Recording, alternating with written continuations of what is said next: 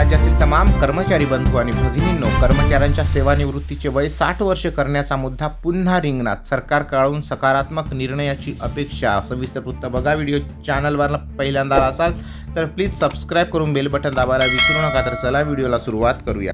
तर राज्य शासकीय कर्मचाऱ्यांच्या सेवानिवृत्तीचे वय 2 वर्ष वाढवून 60 वर्ष करण्याबाबतचा मुद्दा पुन्हा एकदा रिंगणात आला आहे. सदर कर्मचाऱ्यांच्या मागणीवर विद्यमान नवीन सरकारकडून सकारात्मक निर्णयाची अपेक्षा कर्मचाऱ्यांकडून होत आहे.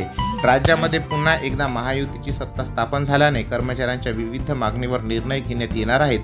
असे की महायुतीचे तत्कालीन मुख्यमंत्री माननीय एकनाथजी शिंदे यांनी दिलेल्या आश्वासनानुसार सरकारी कर्मचाऱ्यांच्या निवृत्तीच्या वयात 2 वर्षाची वाढ करण्याच्या निर्णयात सकारात्मकता दर्शवण्यात आलेली होती. त्याचबरोबर राज्य कर्मचारी वेळोवेळी निवृत्तीच्या वयामध्ये वाढ करण्याचा मुद्दा अधोरेखित करीत असतात. तर महाराष्ट्र राज्य राजपत्रित अधिकारी महासंघाकडून पुन्हा एकदा निवृत्तीच्या वयामध्ये वाढ करण्याची मागणी विद्यमान नवीन सरकारकडे केली आहे. सध्या महाराष्ट्रामध्ये महायुतींची मोठ्या संख्येने सत्ता स्थापन झाल्याने काही निर्णय एक हाती घेतले जातील या अपेक्षेने कर्मचाऱ्यांकडून विद्यमान सरकारकडे सदर मागणीबाबत सकारात्मक निर्णय व्हावा अशी अपेक्षा व्यक्त केली जात आहे.